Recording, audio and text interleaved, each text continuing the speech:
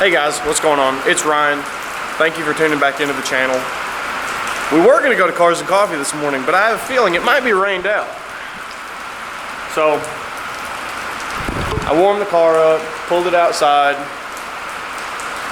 and it started raining. So, it looks like it might let up, but the car's already out in the rain.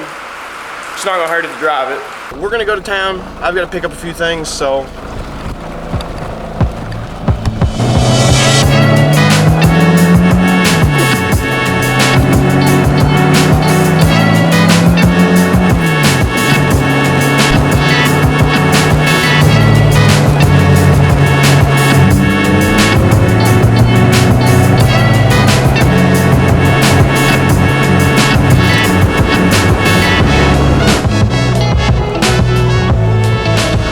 as you can tell, it's still raining. Cars and Coffee didn't happen, at least for me. I got here and everyone was gone. I don't blame them one bit. This rain sucks. And I don't have windshield wipers. You probably noticed that in a few clips, but yeah, there's nothing. It's all shaved. It makes driving this very interesting in the rain. But I think we're gonna go get some coffee, so.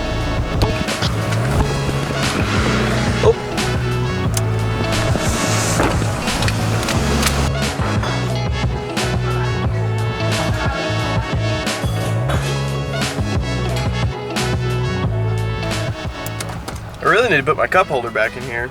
I mean, it's in here, but it's not hooked up.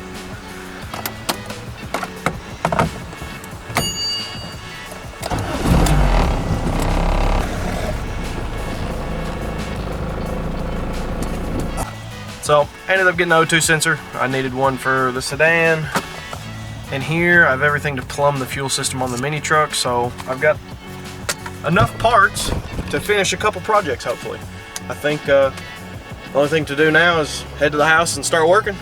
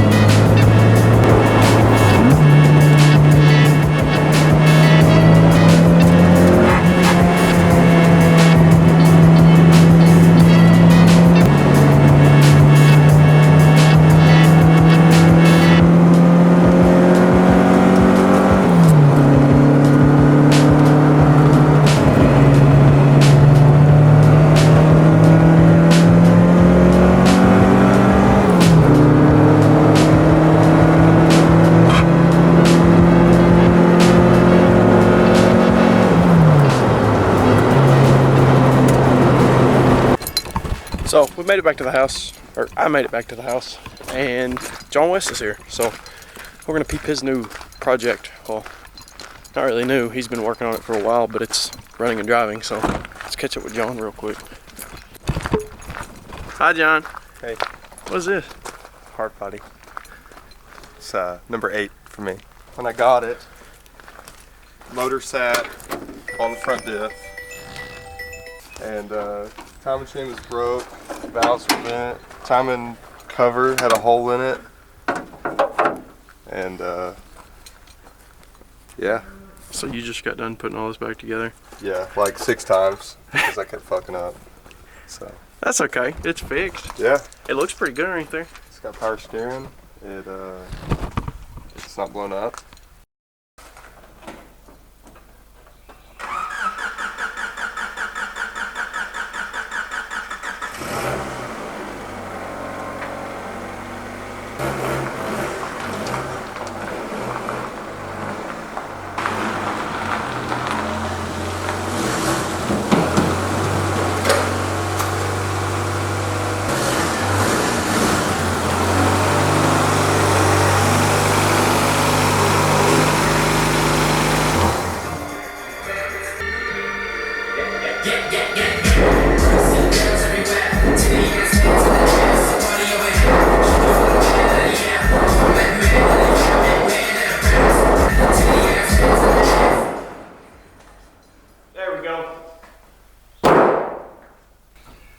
So as you can see, the sedan is dual point. So dual point intake manifolds kind of act like a carburetor in a sense. They've got this part up here, air comes in, there's two injectors here. You got a primary and a secondary. Sprays a bunch of fuel in there, distributes it into the cylinders. Whereas multi-point, you got a plenum, like a regular intake on a Honda. You've got ports here for your injectors, so you actually have 4 injectors. This came off of my 91 CRX. When I got the car, it had a Turbo D series in it. We yanked that out, put a B swap in it. I saved a few of these components because I wanted to do this. I didn't think I ever would, but this intake is starting to deteriorate. The vacuum diaphragms are starting to leak. It runs like crap. So we're gonna swap that out. And I just so happen to have this. Bought a new gasket for it. But the other fun part here is the Monotech wiring harness that I've got. So we're converting it over to OBD1 as well. So with the Monotech harness, we get a nice little jumper here. It goes from our OBD1 back to the body harness of the car. And then all this plugs into the shock towers, and it'll convert everything on it over to OBD1. So we had to get a new distributor. Got this for like a 95 Civic with the 1.5 non-VTEC, or 1.6, I can't remember. We've got a 4-wire O2 sensor now, but there's a few things on here we need to get rid of. This being one of them, this vacuum diaphragm. We can eliminate that. And also, the map sensor is firewall mounted on like a 91 CRX. So I've got a, don't know what this came off of. It came off a D series obviously, but it's got your map sensor up top, throttle position on back. You see there's no diaphragm there. So that'll completely get rid of that. One thing I'm not entirely sure if I need to change yet or not is the idle air control valve. The one on there looks fine, but I don't know if it's gonna act the same as this OBD1 versus the OBD0. Other than that, gotta have a fuel rail. Got 2 options here. Got a factory one off of the same D series that came off of. And I will be running OBD2 injectors just because it's a little easier to mess with. And you can get a few different options in that. I don't think this fuel rail will fit, but the car actually had this one on it. So if I can change this fitting back to a stock one, we might just use this. Be using a P06. I actually got this off of someone local, and it actually is probably the nicest ECU I've ever seen on the inside. I'll show you that real quick. A lot of times you get these ECUs and they look like they've been sitting at the bottom of the ocean for a long time. As far as I know, this has not been tampered with, has not been sent anywhere to be repaired, and everything looks so good in here. Looks like a little city down in there. That is what controls your car. You've got capacitors in here, resistors, boards, chips. And normally they get crusty, the capacitors will start leaking, there'll be little black stuff sitting on the board from where everything's melted on there, and it'll burn the coating off of these. But this one is so nice. So super stoked on that. Hopefully it'll last me a good long while. Just want to start with cleaning the intake up. It's kind of crusty, and take and clean this gasket off there and prep everything else to go in the car.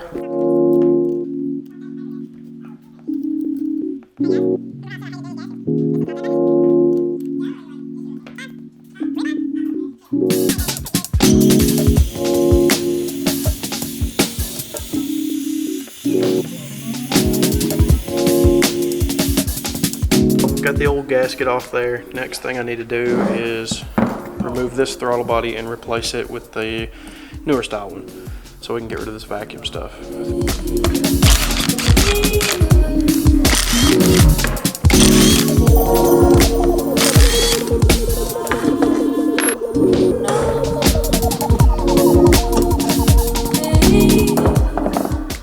So if you have a look here, this is the OBD0 throttle body. And then if you look at this one, it's a slight bit different. Now it's even more different because what we ended up doing was drilling a hole completely through it. It works, may not look pretty, but you can use a Y8 throttle body. Y8 or Y7, I think that's what this come off of, and it's got your map sensor, whereas this one does not, so you don't have to firewall mount it. So since I'm using a Y8 fuel rail as well, I had to make some more modifications to it. The holes here didn't quite line up, so I drilled some new ones in it. Thankfully it's got a nice thick flange where you can add whatever holes you want to. So now this should just go right down on there. Got my fuel rail all mounted up. Had to get some different bushings. The ones I had were too small, so didn't want that to leak. But it looks like everything up here is ready to go in the car. Just got to remove all the old stuff.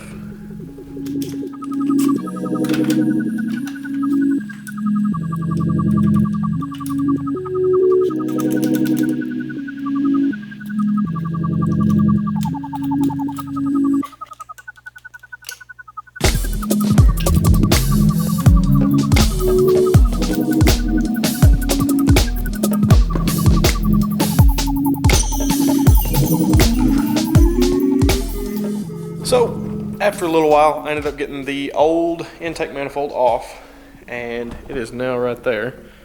Gonna rob a few things off of it, like a couple hoses and things like that. I've got this all prepped and ready to go. I was just making sure I had this little fitting here that goes on the breather box in the back. Once I have all that put back together, I'll be able to put it on the car. So I got the intake manifold on the car. Looking pretty good. Got some vacuum lines hooked up, throttle cable hooked up, fuel lines.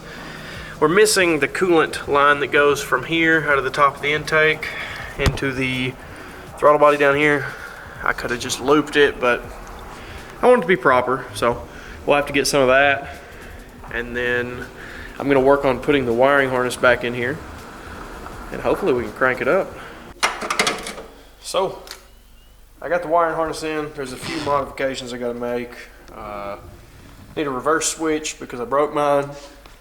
I realized that the temp sensor is not located on the thermostat housing like it is on most of your Hondas. Didn't think about that. So gotta make a jumper so it'll plug in back here on the back of the block. Same thing with the knock sensor, I think. I've got to extend some wires for that, and then that should be good. But I think I can get the distributor in it tonight and fire it over. Ooh, so fancy.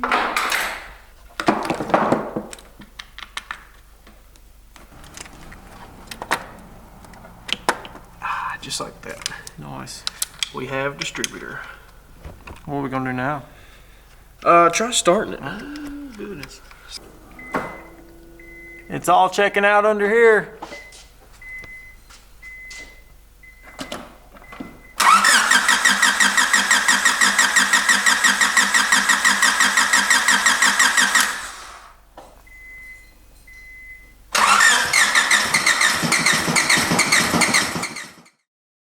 We went to go start it, and it didn't want to run right. So I kind of got it to start and run, but it was only running like 2 cylinders. So got to looking at it, pulled some plugs.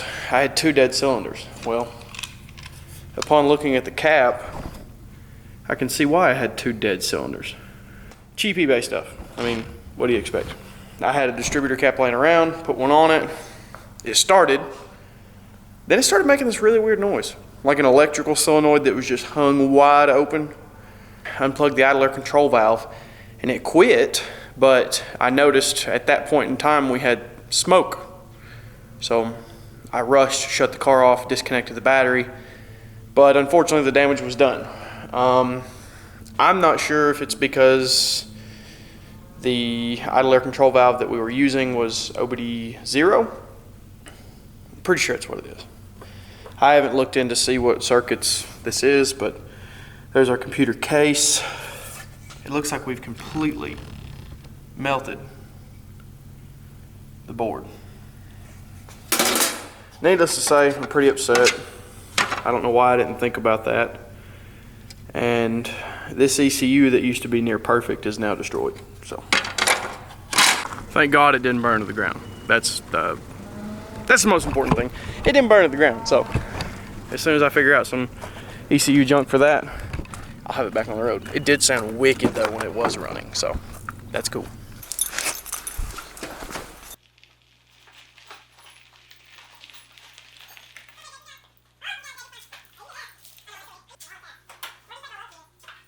So Got another PO6. We're gonna try this again. Still don't know 100% what caused it to fry. I think it was idle air control valve shorted out, maybe. I kind of want to look at a pinout and see which pins do what and track that down in the old computer so I can kind of verify that. But I got another one off of a Cookville buddy. It's supposed to be good. So I guess nothing to it but to double check a few things on the wiring and try it out. So hopefully this will run tonight and not like catch on fire. Danger. Yeah, what do you think about that? Looks pretty good. None of that dual point BS. PGMFI. I'm gonna take the cover off so I can see if any bad shit's happening. Good idea. Hopefully everything goes well and no bad stuff happens. The idle air control valve that's on here was just making like some hellacious noise. Like it was running back and forth, something with it was shorted out. I don't know. I mean, this intake sat for a long time, but I've never seen an idle air control valve short out like that. So hopefully it was just some kind of fluke. But I've got the new idle air control valve in there and plugged up. It'll probably read way wrong, but it might run. So I'm about to find out.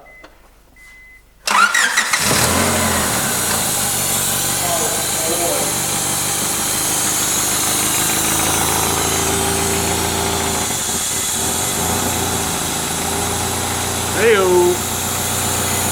So far, no bad shit.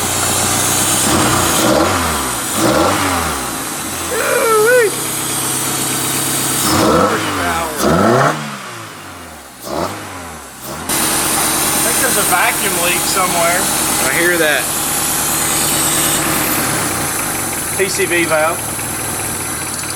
So yeah, I guess either one of two things. You can't run an OBD0 idle air control valve on an OBD2 ECU, or mine was just bad. I like it.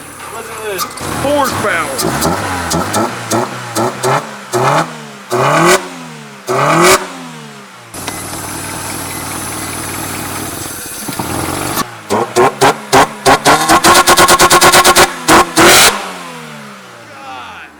Break my eardrums.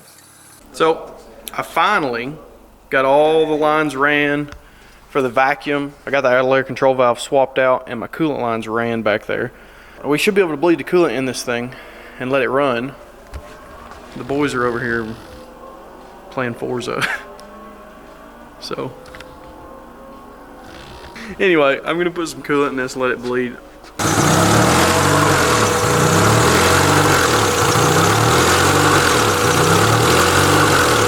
Despite the massive exhaust leak, it having multiple check engine lights, the O2 sensor not hooked up. There's no fan switch on the thermostat housing because I ordered the wrong harness. Not really the wrong one, I just was planning on doing this whenever I put a newer D-series in it. So there's no sensor back here, so we've just got that little dude jumped so that the fans are on. And the intake is just sitting there because it doesn't quite fit right and the filter's tiny. But it's got coolant in it. It starts and it runs. So we're gonna go drive it. First drive, multi-point swap. Oh, dude. It feels so different. I feel more drivable. Yeah, like I just barely give it any gas and it's like, I want to go places. Yeah, very contrary to normal D-series life. Yeah, normal D-series life is like, give me all the throttle! It'd be hard to back up this driveway back in my D-series days. Now it still needs motor mounts and the exhaust fix, and the belts are squealing for some reason, but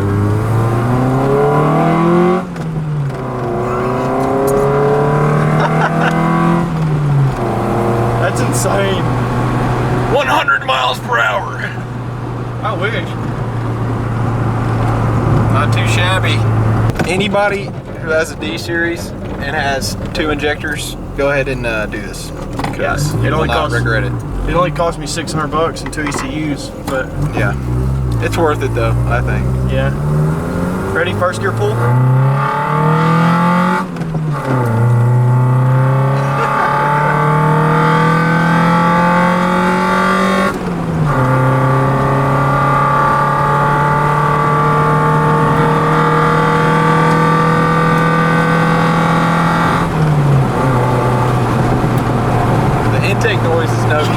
It's ridiculous. It sounds good though.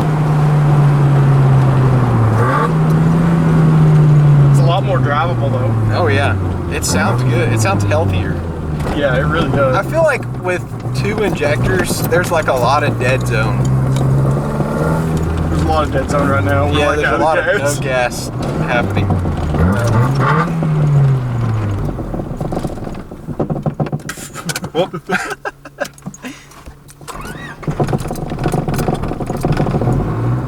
Yeah, it's definitely got to be almost out of gas. Look at the gas gauge. Yeah, I know my car, man. It'll go 50 miles on me. I know my car.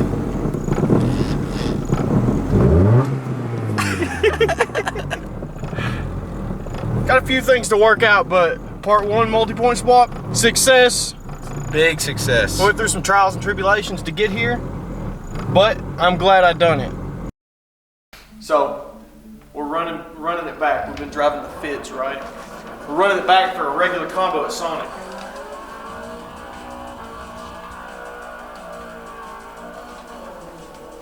I'm the bottom screen, Jake's top. Well, if my throttle will work, it's going to be great.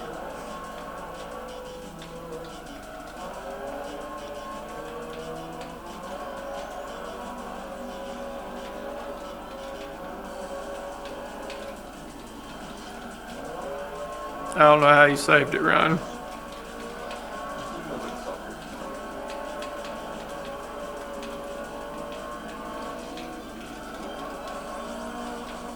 Oh shit. Ah. This thing, like, you can just kind of throw it in. Shifted it.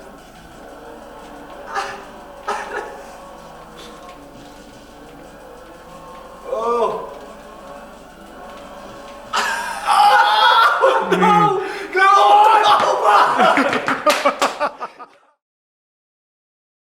I got the exhaust welded up in the sedan, and it don't sound half bad. It definitely needs, it's a different intake tube because this one's not quite fitting that great, but here's a little pull for you.